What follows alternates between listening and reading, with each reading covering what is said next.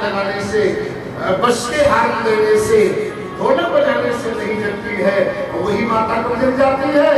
पास में छोटा बच्चा सो रहा, प्रकार गहरी निंदा में माँ सो रही हो, और बच्चा जग जाए और धीरे से गुनगुनाए, मम्मी, जैसे मम्मी किया एकदम उसकी आंख खुल जाती,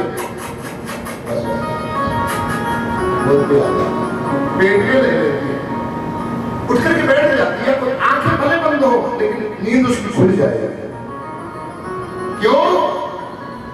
कारण एक यही है, माँ को जितना बच्चे से प्रेम होता है दुनिया में और किसी से उतना प्रेम है ही नहीं। इसी प्रकार से भगवान कहते हैं, मैं अपने भक्त से कैसे प्रेम करता हूं, करूं सदा दीन की रखवारे, जिन बालक कहे महाप्यारे, करूं सदा दीन के रखवारे, जिन बालक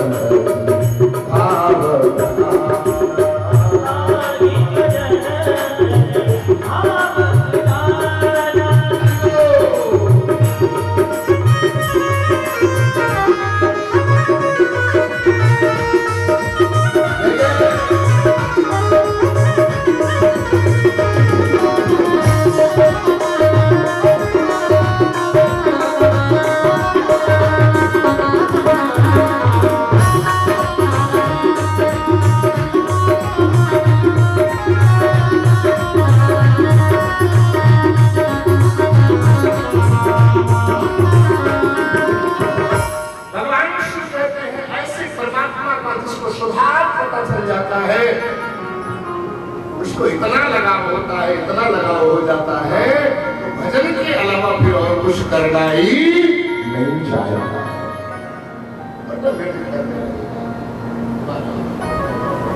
भगवान कृष्ण जैसा संबंधी दुनिया में स्वामी राम सूरदास जी महाराज का आपने नाम सुना होगा, दिव्य महापुरुष श्री स्वामी राम सूरदास जी महाराज ने कहा है, कृष्ण जैसा देवता नहीं आपको मिलेगा और गंगा जैसी नदी आपको कहीं नहीं मिलेगी और गीता जैसा ग्रंथ और शास्त्र दुनिया में आपको कहीं नहीं मिल सकता। और जिसको गोविंद प्राप्त हो गए हो या गोविंद की भक्ति प्राप्त हो, एक बात और आपको बताओ, चार लोग ऐसे हैं जो देखने में अलग अलग लगते हैं लेकिन हैं चारों एक ही। कौन कौन? भक्ति भक्त भगवंत गुरु चतुर नाम प्रिय, तिनके पद बंधन किए जो नास ही आपको गोविंद की भक्ति मिल जाए तो समझ लेना मेरे गोविंद मुझे मिल गए, भगवान मिल जाए तो समझ लेना मेरे भगवान मुझे मिल गए। भक्त भक्त और कोई भक्त आपको मिल जाए तो समझ लेना मेरे भगवान मुझे मिल गए, और गुरु आपको मिल जाए तो समझ लेना मेरे भगवान मुझे मिल गए। क्योंकि चार लोग देखने में तो अलग अलग लगते हैं लेकिन वस्तुतः चारों एक ही है, इनमें अंतर समझना नहीं चाहिए। गोविंद जैसा गोविंद मिल जाए और गंगा, आहा गंगा जल या गंगा का साहित्य मिल जाए आपको और गीता जैसा ग्रंथ आपको प्राप्त हो जाए तो अपने सौभाग्य की सराहना करना मेरा परम सौभाग्य है। इससे बढ़कर के और भगवान पिता भी बन जाते हैं, पिता भी बन जाते हैं। पिता भगवान पुत्र भी बन जाते हैं, पुत्र भी बन जाते हैं। ये कथा आई है वृंदावन में। एक संत जीवन में अपने अलावा किसी का कोई संबंध नहीं, कोई आश्रम, कोई प्रवेश नहीं। दिन रात गोविंद की साधना करना, गोविंद का चिंतन करना, गोपाल जी की रक्षा करना, ध्यान से सुनना भगवान कैसे कृपा करें। जब वृद्धावस्था आई तो संत बूढ़े हो गए, अब उनकी कोई सेवा करने वाला तो होना चाहिए। भोजन न बना पावे। एक बार बहुत समय की बात, पेट थोड़ा गड़बड़ हो गया तो दस्त आने लगे महात्मा को। कभी कभी कपड़ों में ही दस्त हो जाता था। तो एक नन्हा सा छोटा सा बालक रोज आता, महात्मा को पानी पिलाता, महात्मा को भोजन बना करके कराता और महात्मा के जो गंदे वस्त्र हैं उनको निकाल करके कपड़े बदलवा। एक दिन संत की आंखों में आंसू आ गए। उस संत ने उस बालक से पूछा, एक बात बताओ, तुम्हारा नाम क्या है, कहाँ रहते हो, कहाँ से आते हो, तुम रोज मेरी सेवा करके चले जाते हो। उस बालक ने कहा, बाबा जी मेरा नाम गोपाल है। अच्छा गोपाल, बोले ये तुम चौंक पड़े, कौन गोपाल? गोपाल जी ने कहा, मैं वही गोपाल जिनकी आज तक तुमने सेवा करी है, जिनको अपना बनाया है। महात्मा शरीर कांपने लगा, आंखों से झरझर आंसू गिरने लगे। हाय आज साक्षात भगवान हो, नारायण हो मेरे गोविंद, आप मेरा मलमूत्र साफ कर रहे हो, आप मुझे भोजन करा रहे हो, आप मुझे पानी पिला रहे हो, आप मेरी सेवा ऐसी क्यों? गोपाल जी ने कहा, पुजारी जी आप रो क्यों रहे हो, परेशान मत होइए। अरे किसी को अपना इसलिए बनाया जाता है कि जब मैं असमर्थ हो जाऊंगा तो ये मेरा साथ सहयोग देगा। और जब तुम आज तक जीवन में मेरे अलावा किसी को अपना बनाया ही नहीं है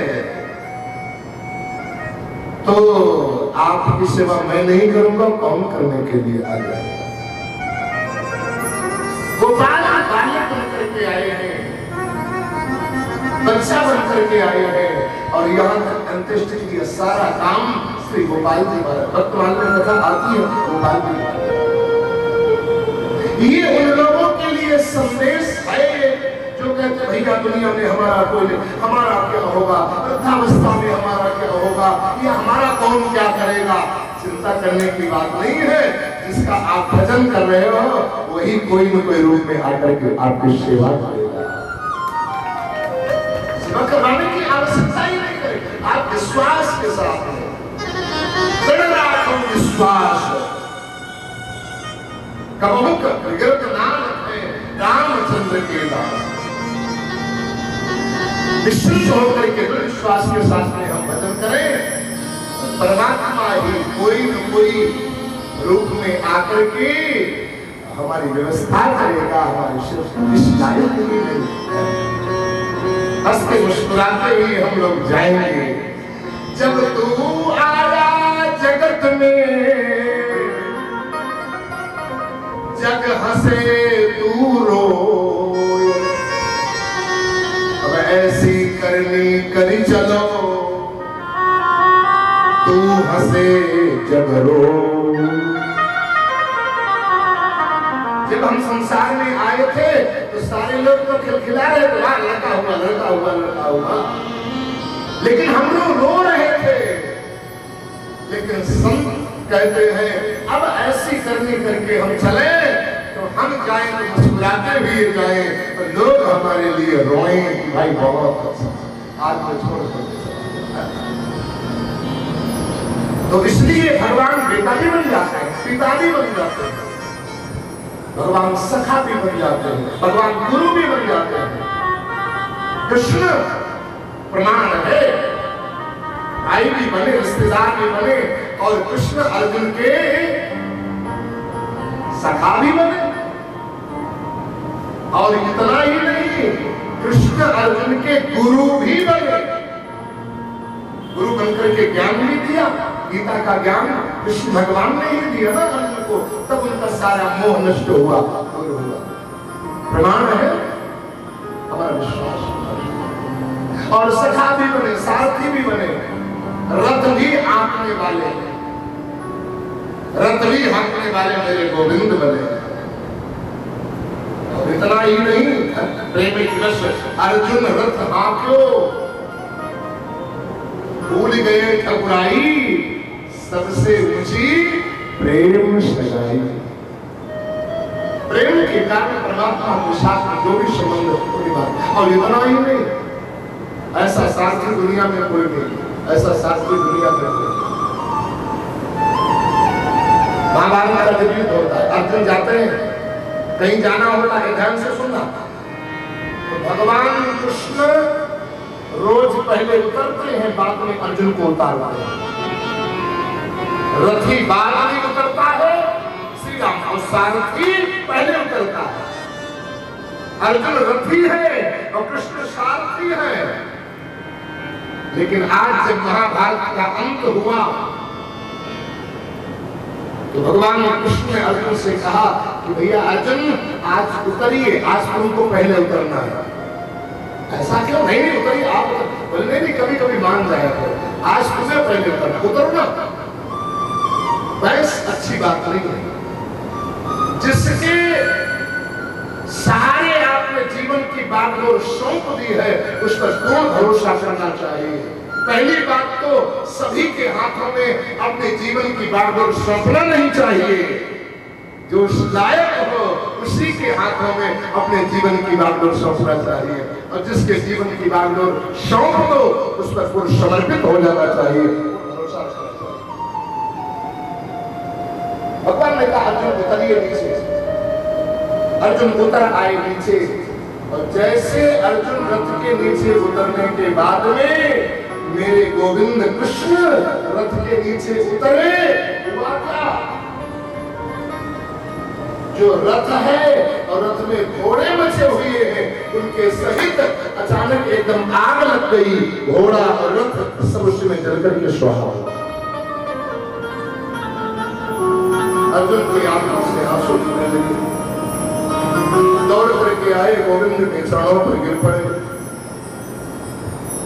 बस आज से भरोसा हो गया, गुरु और प्रभु, माता पिता, स्वामी, इनकी बातों पर भविष्य नहीं करना चाहिए। समझ गया। भगवान कृष्ण ने कहा अर्जुन, तुम बहस कर रहे थे, इसीलिए मैं तुमको पहले आज उतार रहा। आज यदि मैं पहले उतर जाता और तुम बाद में उतरते, तो इन्हीं घोड़े और रथ के साथ में तुम भी स्वाहा हो जाते, मेरा संकल्प झूठा हो जाता। करम सदा दिन की रखवारी, जिन बालक राखे माता। अपने जीवन की बागडोर, अपने जीवन की नैया भगवान के सहारे समर्पित करके रथ अपना उनको सारथी बनकर के हमारी नैया भगवान मेरी नैया। प्रार्थना भी करें, ये जीवन रूपी नैया मैंने प्रभु आपको समर्पित किया है। आप इस नैया को भवसागर से पार करना। मैंने पूर्ण रूप में भगवान को समर्पित करने के बाद में फिर पतवार वगैरह हाथ में लेने की आवश्यकता नहीं है। जब तक पतवार हाथ में आपकी रहेगी तब तक गोविंद की जिम्मेदारी जाए, पश्चिम जाए, ऊपर जाए, नीचे जाए, बस छोड़ दो। आंखें बंद होकर के बसे से बैठ जाओ। अब जिधर तुम ले जाना चाहो उधर मेरे ले जाए। जीवन